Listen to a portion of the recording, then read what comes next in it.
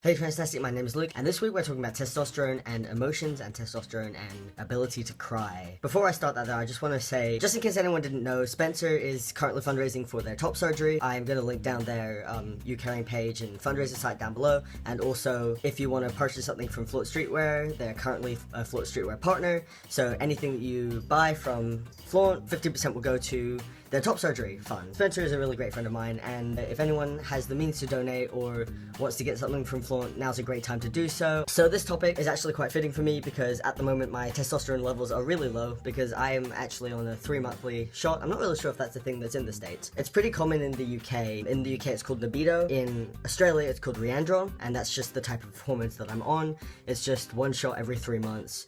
But because of that, when it gets towards the end of the 3 months, I start to get a little bit more emotional, and it's just not really great. Look, when I have my shot, I'll feel a lot more stable. At the moment, I'm feeling a little bit unstable because my hormone balance is just a little bit off, and I've been on hormones for 2.5 years now, nearly. So when it's just slightly off like that, I can definitely tell. It's important to acknowledge the difference that hormones make on your feelings and how you feel, because there definitely is a link. I don't think that I can describe how it feels. I'll try and do the best I can. I don't feel like it's necessarily more emotional in terms of like, when I'm on hormones, I'm more angry and I'm more frustrated and I don't get sad and I'm more emotionally distant, and when my hormones are low, I'm able to express my emotions. But I definitely find that the way I express my emotions is different when I'm on hormones or when my hormones are stable. And like, honestly, I prefer how I feel when I'm on hormones, but a lot of that's also because I was a lot more emotionally unstable when I was not on hormones. And that's not to do with the hormones, that's due to my dysphoria and how when I was super dysphoric and I was really sad and feeling crappy all the time, that made me feel pretty shit. And now that I don't have to deal with that, I feel less shit. I don't think that it's fair to label hormones as the sole reason that you feel a certain way. I don't think that's the case.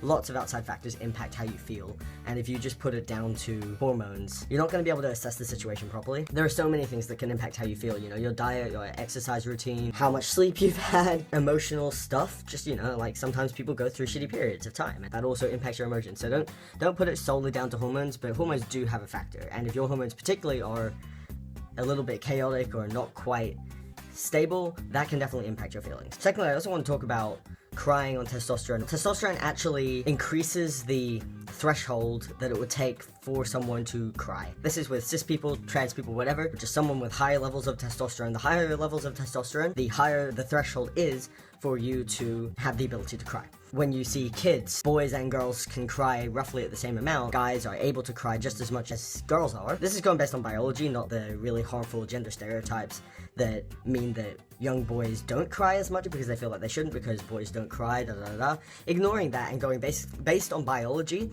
if gender roles didn't play into that, boys and girls would cry about the same amount. Obviously everyone's slightly different anyway, but once puberty starts, that's when you notice that boys aren't crying as much as girls are. Boys don't have that emotional response in the same way that girls do. And the thing is, that happens to every person who goes through testosterone puberty. For cis guys, that's like 12. For trans guys, it's usually a little bit older, since trans guys generally don't start T until they're a little bit older than typical cis male puberty. Obviously not in all cases, some trans guys can start T when they're a lot younger, but for someone like me, I was 18 when I started hormones. I started male puberty at 18. That's definitely a lot later than if I was a cis male. Because of that, we notice that change more, because we are used to a certain number of years of time where we're able to cry and able to express our emotions in that way, and because we're able to do so, we start to rely on that more so than we would have if biologically it was more difficult for us when we were at an age where we were developing our understanding of our emotions. So that's why usually people who are transitioning are worried about whether or not they will be able to cry on hormones. And yes, you will still be able to cry, and I have a good cry every now and then.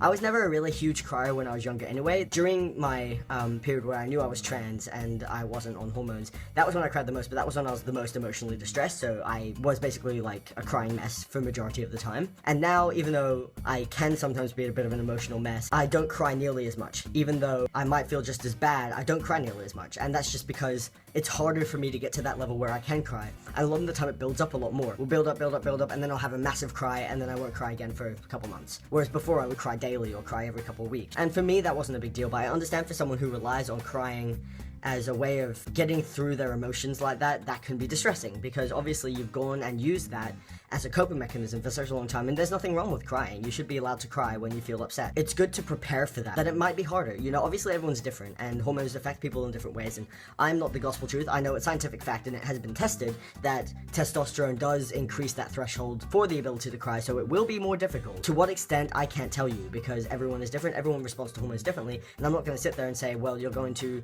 cry 40% less of the time than if you weren't on hormones. If you are a big crier, and that's an important way to express your emotions, be wary of that, but also be wary that if you are trans and if you are experiencing dysphoria and you are in a place where you are pre-hormones and you want to go on hormones and you feel sort of stuck, you're going to be more emotionally distressed than when you are on hormones. And sure, hormones aren't a magical pill and they're not going to fix everything, but you might find that you won't need to cry nearly as much. That's what I found, at least. All of the things that were causing me distress, or just that added anxiety and buildup of stuff, even if I had something that was little, that was not trans related, that was impacting my life, the fact that that is happening on top of the fact that I'm dysphoric and that I haven't come out and the people using the wrong name, that I'm being misgendered, all of that just compiled and made little things make me cry like at the drop of a hat. Whereas now, if a little thing happens, I can think about that separately to that on top of all of the other shit that I have to deal with, or that I had to deal with in the past, that I no longer have to deal with. And sure, I've still got my shit that I've got to deal with, and I'm still dysphoric about certain things, and transition is still very difficult, and being trans is still very difficult for me. I'm by no means saying it's easy, but it's a heck of a lot easier than it was